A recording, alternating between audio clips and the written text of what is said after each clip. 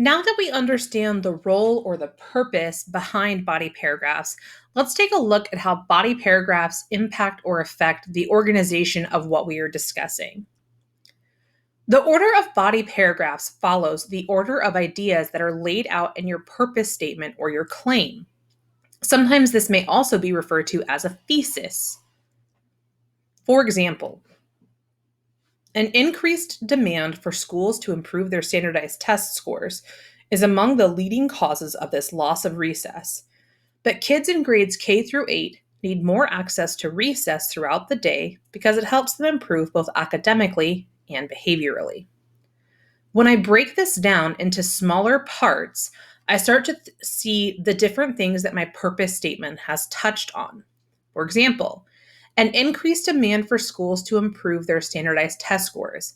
This indicates that before I can discuss what comes after this, I need to talk about why schools have lost recess time in general first, and provide some evidence to support the correlation between the loss of recess and the pressure to improve standardized test scores.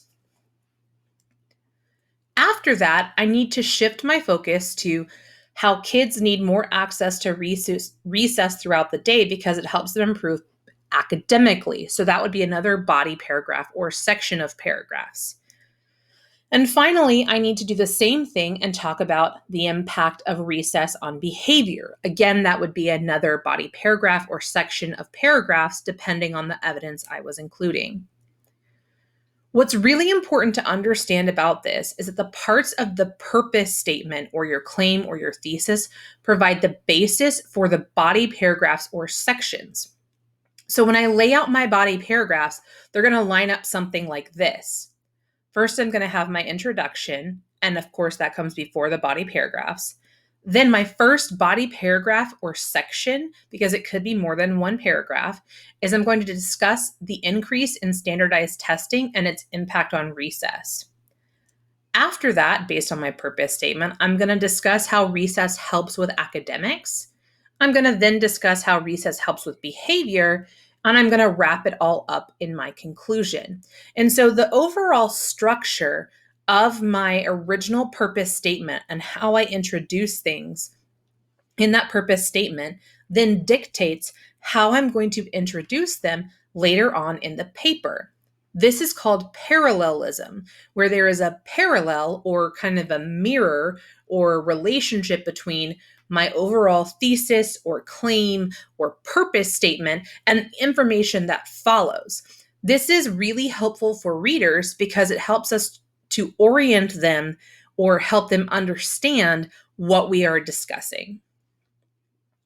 So, when we look at it like this in terms of paragraphs, and we go section by section with the actual purpose statement, you can see the increased demand for schools to improve their standardized test scores is among the leading causes of the loss of recess.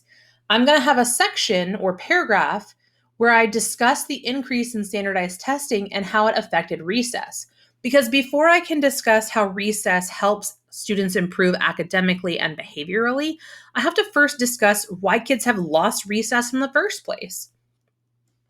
Then, if I move on to that next section of the purpose statement or claim or thesis, kids in grades K through 8 need more access to recess because of the positive impact on their academics. I can see that my next body paragraph or section is going to discuss, again, how that recess helps with academics.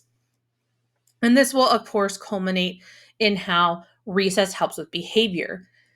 This allows me to build, again, from the general, so the general reasons that recess was lost, aka due to standardized testing and No Child Left Behind, and then drill down into why recess creates benefits, ultimately culminating in my concluding paragraph or concluding section where I reiterate the importance of this topic.